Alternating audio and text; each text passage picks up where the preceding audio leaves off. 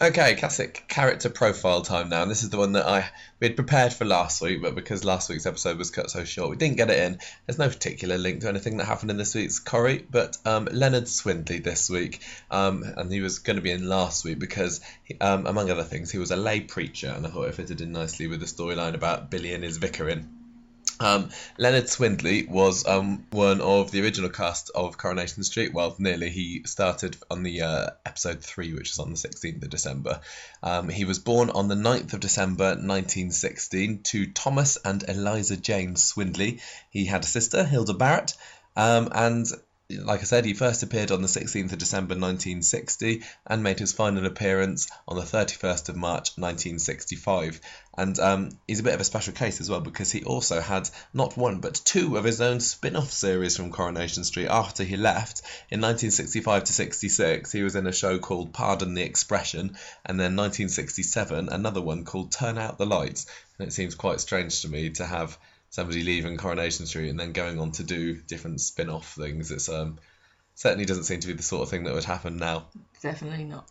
He was in 199 episodes of Coronation Street, 36 of Pardon the Expression, and just 6 of Turn Out the Lights before it was cancelled. And he was played by Arthur Lowe, who is much more famous these days for being Captain Mainwaring in Dad's Army. That's how I know him. I don't know him at all from...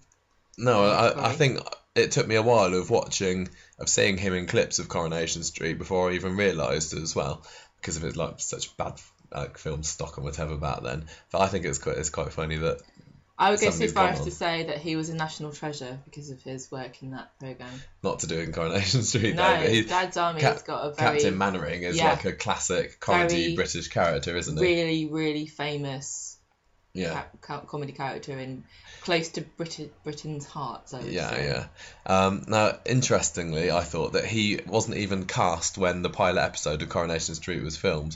And they filmed live back then as well, so they must have literally cast him and got filming straight away for episode 3. He'd been in a couple of films beforehand, but Coronation Street was his big break. So here is Leonard Swindley's backstory. He was born into a family of drapers in 1919, and that's... What is drapers? Is that to do with making material and stuff, fabrics and things? Draping? I don't know what it means. I know that if you... I think it's to do with making fabric. You means. have a look. I should have looked this up. Maybe I did. Like his father and his grandfather before him, Leonard ended up managing the draper's shop, Swindley's Emporium. But by the time he took it on, it was already very, very outdated. And throughout his time in the programme, he was struggling to keep his businesses afloat. Also, when Coronation Street started, it was established that he regularly delivered sermons at the Glad Tiding Mission Hall as well, assisted by Miss Emily Nugent, played by the young Eileen Derbyshire, and she also helped him out in the shop as well. So they were a bit of a double act back then, were Emily and Leonard. So 1960. So in those 3 episodes that he was in that year, he caught Ina Sharples drinking in the Rovers, which was shocking behaviour for somebody who was a caretaker at the Glad Tidings Mission Hall. She collapsed and he employed Martha Longhurst to take over her duties while she was in hospital, but Ina ended up discharging herself and throwing Martha out. Apparently a draper is just somebody that holds cloth for clothing. That makes sense. So 1961, he sacked Ina again because she told everyone that Coronation Street was going to be demolished, but it turned out that it was actually Coronation Terrace that was going to be demolished, and not thank Coronation goodness for that. Street. I didn't like that programme anyway. I got a what, Coronation Terrace? Yeah. Rip off. I think that might have been, and I might be completely utterly wrong here, that when they originally commissioned 12 or 13 episodes of Coronation Street, they could have had it ending with it being demolished or something. I don't know whether I'm making that up, I might be. But anyway, it didn't happen. Sounds good, doesn't it? Didn't happen. Emily took over from Ina's job, but Ina ended up getting the job back before long because Emily couldn't cope and Leonard couldn't find a suitable replacement for her. She was caught drinking again at the end of the year and sacked again. So Swindley's Emporium was going through a very bad patch by the end of 1961, so he decided to merge with Emily's baby linen shop. Emily's dad thought that she and Leonard were an item, and then he wanted to know what this guy's intentions were towards his daughter. Leonard said that he had no romantic feeling towards Emily, and Emily was left rather disappointed at that. It's very sad. I can't imagine Emily Bishop having a dad. She just... No, she sprung forth, like, fully formed. I can't imagine Emily being a young woman. I mean, even back in the olden days of Coronation Street, she was very kind of prim and proper, and she was acting kind of similar in a way that she does now, doesn't she? From the clips that you see, she's like a bit meek and mild. And... What happened was, in churches, all the dust that sort of accumulates into the pews. Yes, it just one time it sort of formed itself into a stinking speaking person, and it was Emily. And that's Emily Bishop. Yes. But no, she had a dad, but yeah, she did hold the torch for Leonard a little bit. So he set up a credit scheme to attract new customers in his shop, but this was not a good idea because it led to empty tills and no money to pay the bills. Oh. Then he had to sell to Nicholas Papagopoulos, who was the owner of Gamma Garments, the chain, the well-known chain. And Leonard remained manager there. Yeah, so Gamma Garments now up in Coronation Street. So 1962, he decided to go into local politics, declaring himself the man of the people and standing for the Progressive Property Owners Party. So he was particularly trying to get the support of the small business owners. How many votes are you going to get? How many people actually own businesses and property? Not enough, because he only got 405 votes against the Labour candidate's 1,642, and lots of people thought that because they knew him that he was too selfish and he was too pompous to put the locals' needs before his own anyway. Yeah. So I think there were two people from this Progressive Property Owners Party that were going to go up for it, but the other one got sick or something, so I don't remember, so he had to do it. But yeah, he's left shamefaced from that. He put on a play at the Mission Hall, Lady Lawson Loses, which was a Victorian melodrama, and Ken, dashing, handsome Ken, was the lead role, and Emily had to play a jewel thief. Yes, and Ken and Emily even got to have a kiss in that on stage. How shocking. I know. 1963, Leonard and Emily were given 6 weeks to turn things around at Gamma Garments because the Weatherfield branch was the worst performing one of them. So local residents helped out by going to the shop more often, and Emily was saved from the sack. 1964, Leonard had a breakdown after arguing with Emily because she processed an order for velvet curtains for Laurie Fraser, which was like Leonard's rival at the time because he'd been planning to open a nightclub in the basement of the raincoat factory, and Leonard Swindley didn't like the idea of that. So he had this argument with Emily, breakdown, went to visit his sister Hilda, and he was away from Coronation Street for a bit, and I think that might have been when Arthur Lowe was ill. I can't remember whether that's right now. But anyway, he came back after hearing that Martha Longhurst had died. Now, there was a bit of a weird storyline later on that year in February because Emily... It was a leap year. It was a leap year, and Emily decided to propose to him on February the 29th. Even though there'd been no kind of romantic... feelings from, definitely not from Leonard to Emily, and she had been disappointed that he'd said that he wasn't interested in her before, but I think really she just saw him as a bit of a father figure or something, and she thought, well, I'm not going to get married or have children if I carry on like this. So she proposed to him and he accepted, so they got all prepared to marry on the 18th of July. He asked Lem Fairclough to be his best man, even though he didn't even really know him because he didn't really have any guy friends. And then Emily jilted him on the day of the wedding because they realised they didn't actually love each other after all. And he agreed, so they became friends after that. So that was very bizarre.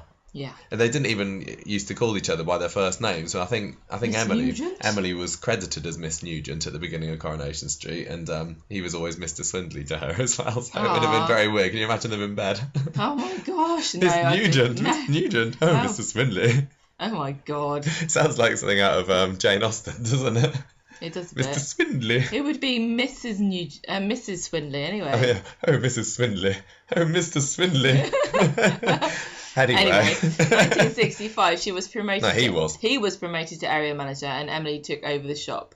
And then he gave her driving lessons, but she got caught going the wrong way down a wrong way street. He got fined because his license had expired.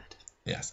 So he decided to give up his position at the Mission that year, and he was not seen on the street again because this is when he moved away to be area manager, and I think he came back just to give Emily driving lessons, basically. But yeah, he decided to give up at the mission, and that was it for Leonard Swindley, at least on Coronation Street, because it wasn't long. In fact, it was the same year when the first spin-off, Pardon the Expression, came out, and that apparently came from the fact that Pardon the Expression was one of Leonard's like catchphrases or something. Whenever he said something that was slightly crass or something like that, he'd say, "If you pardon the expression." And they actually made 36 episodes of this between 1965 and 1966, which is huge. Pretty big, yeah. It's a British comedy series.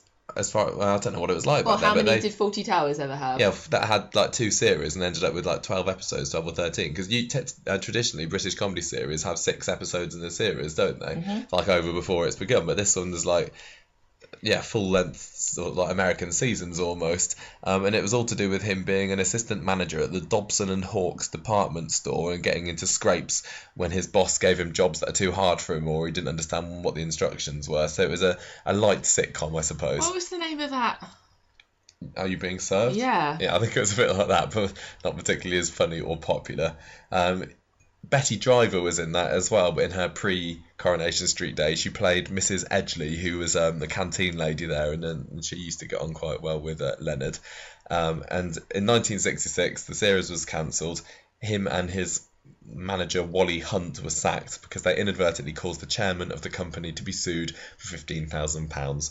I haven't seen any of these Pardon the Expressions, but I think they released them on DVD like 10 years ago or something like that, if anyone's interested.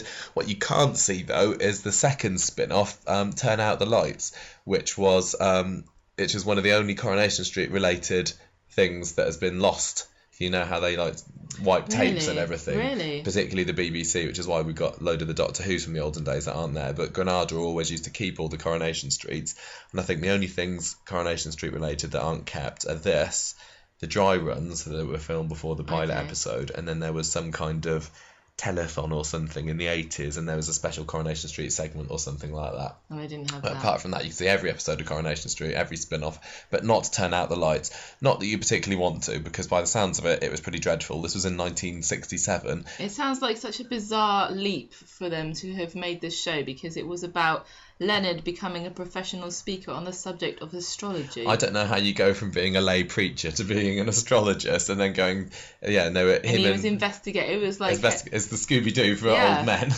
investigating supernatural paranormal mysteries up and down the country. With Wally. With Wally, his old manager from Dobson and Hawkes. So utterly bizarre, and it got completely panned.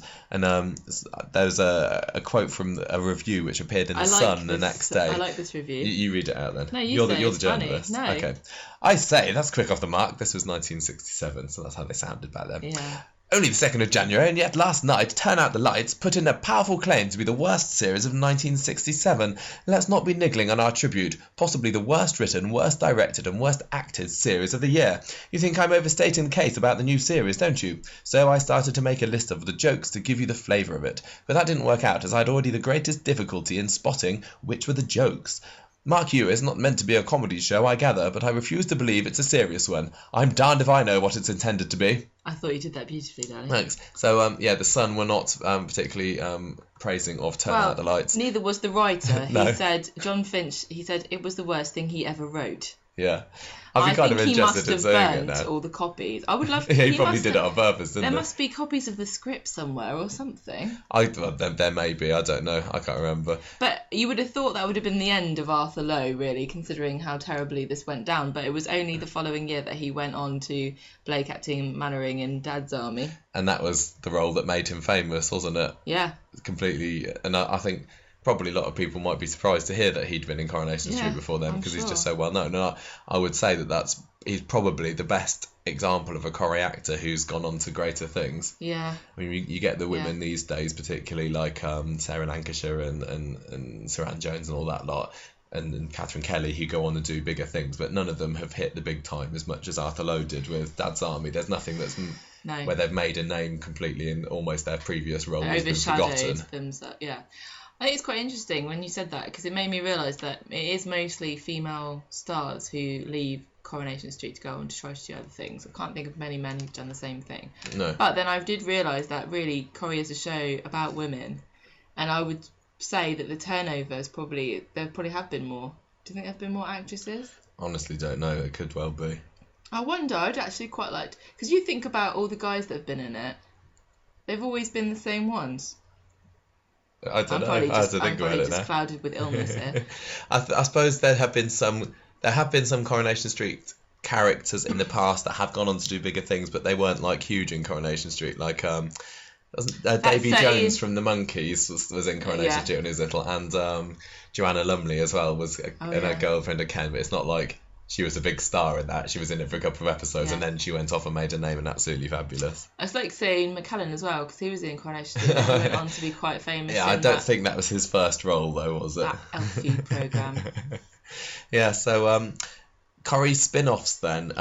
Can you imagine them doing that these days? No. I mean, the closest they've done is all those DVDs and straight to VHS things, haven't they? But they can never make a series of them. I suppose the last one that's similar to that on TV was when they did the Brighton episodes in the late 90s, which is like Bet returning, and when they had Reg going off to Calais and everything, because that was on late night and it was kind of billed as a Corrie After Hours kind of thing, but there wasn't really a spin-off. I don't think that there's enough interest in Coronation Street these days. I don't think so, unfortunately. Because back then they got at least double the viewers, if not treble. I'd say that it's probably the audience is probably about the same, but it's spread across, I think, different countries now. Yeah, probably. There's so many other channels and things to watch. I don't think people would be interested. It's too much of a commitment, and also people are so used to like Netflix and things, and they're just binge watching really high quality drama that's been produced within an inch of its life, and love it as much as you do. Coronation Street is not House of Cards. Well, ITV isn't particularly well known for making dramas anyway, apart from like the police dramas. They're quite good at that, but they don't produce their own comedies particularly very much anymore, do they? ITV comedies are well known for being awful anyway. But I mean, you're talking about who would you have as a spin-off if we were to go with the terrible idea of doing one in the first place. You've got Becky down as a possibility. I just look at thinking about some recent character departures that could make one, and Becky having like a little where'd she go, the Canaries or whatever, Caribbean, and having a little bar there. That could be quite amusing. It's certainly if they wanted to, that's an easy premise for making a sitcom out of, isn't it? Becky in a bar in the Caribbean. I don't think I'd like it. You know, I love Becky. I just think that she only works on Coronation Street. I suppose we haven't said as well, they have all the online spin-offs, don't they? Yeah, they do. Which is similar, and they're generally not that great. Really bad. Rosie, now I would like to see a Rosie spin-off because she's so silly. World of fashion, London fashion. I think they could develop that character to stand up by herself. Yeah. And just be like this naive sort of silly girl. Yeah, she could certainly get into lots of scrapes, couldn't she? Which is what a sitcom is based around, so that would work. Lewis as well, Lewis Archer. That would be fabulous. That would be like like a con man travelling around the world, and like you'd be on his side. So it'd be like a bit like watching Dexter or whatever, and siding with the villain. Is he a villain or not? He would con for the greater good, wouldn't he? Yeah. That would be a really good. I don't know, they've probably done something like that. It's probably been done before, but it sounds like a really cool concept. Yeah. Gloria in Spain behind a bar. Yeah, that just sounds a bit like what was that? El Dorado soap opera, that kind of thing. Or we watched that when it first came on. Did you? Or Benidorm they have, don't they? That's another ITV sitcom, isn't it? Benidorm. I can kind of imagine Gloria being a character. Is she not in it? I don't know. She might actually be. Sue Johnston might be in that. Or I suppose with Gloria goes Dennis Tanner, The Adventures of him. The Adventures of Dennis Tanner. The Adventures of Dennis Tanner. I don't know what a fabulous show that would be. I wonder what like in the canon of Weatherfield and everything, what Dennis Tanner is actually doing now. Because do you think he's wormed his way back to Gloria, or is he back living on the streets again? I don't know. It's kind of sad. Yeah. We'll probably never see him again. Peter Barlow, Adventures on the Seven Seas. Adventures on the Seven Seas. Don't know. Or even Brian, the thrilling life of a Welsh The thrilling life of museum. Brian. You're just killing it with these titles today. Oh yeah, the life of Brian is actually a thing, isn't it? Yeah.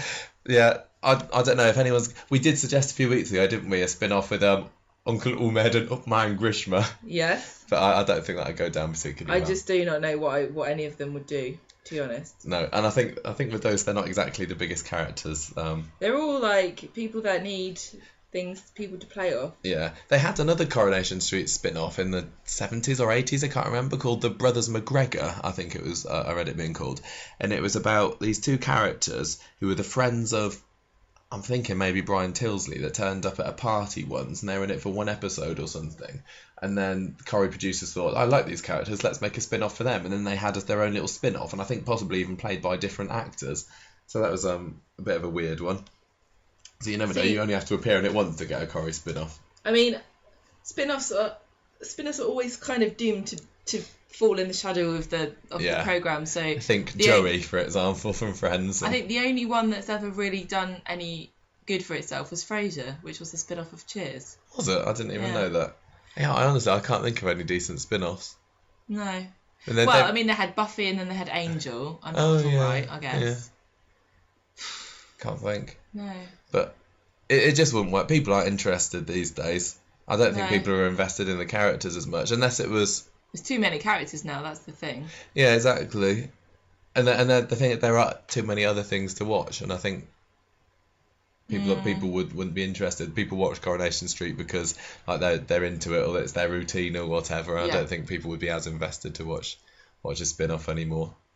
No, but I wonder when they're going to do another, if they will ever do another straight-to-video. Yeah, I think it's been a good 4 or 5 years since the last straight-to-video one. I really don't know why they would anymore. I mean, I don't know what they did to start with, to be frank. Sometimes they were for anniversaries and things. I think the last straight-to-VHS one or straight-to-DVD was the Knight's Tale one, which was coinciding, I think, with the 50th anniversary or round about that time. So you never know, they could do one this year for the 60th anniversary of ITV, like they're having their... Nah, they could still do it. It's a time with the ITV 60th anniversary. Not 60th, what is the anniversary of? I don't know, it can't be, I don't know, anyway. Yeah, maybe. Anyway, that's about it for Leonard Swindley. The conversation's gone off a little bit. I suppose, what would he say if he was to meet Billy nowadays? Who's Billy? Billy the vicar. Billy the gay vicar meets Leonard Swindley, the uptight lay preacher. I think they would sparks would fly. Probably clash. Yeah. But I suppose, in a way, Leonard Swindley was like the early kind of Percy Sugden, Norris Cole I really think so. Kind of stiff upper lip, grumpy old man kind of character. I mean, there was Albert Tatlock back in the days as well, so I suppose he was similar to that. Yeah. Corrie needs somebody like him. You always need a curmudgeon, don't you? Exactly. And it gave him breathed life into Emily Bishop as well, so we've got him to thank for her as well. Oh, lovely. Thank you, Leonard.